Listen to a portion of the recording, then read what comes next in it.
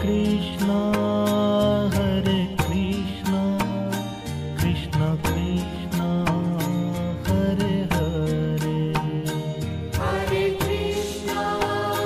হরে কৃষ্ণ কৃষ্ণ কৃষ্ণ। ভালোবেসে ঠাকুরের প্রতি ভক্তি দেখানোর জন্য টাকা দান করে যাচ্ছে। এখানে এবারে 40 মূর্তি মহাপ্রভুর আগমন হয়েছে। আগের বারে 21 মূর্তি ছিল, এবারে 40 মূর্তি হয়েছে। সাধারণ মানুষের উদ্দীপনা, ভালোবাসা, স্বতঃস্ফূর্ততায় এখানে জনসমাবেশ। কদিন ধরে চলবে আমাদের এই অনুষ্ঠানে? কিন্তু সাধারণত 4 দিন ধরে হবে। আমরা আজকে কিন্তু তৃতীয় দিনে পদার্পণ করেছি।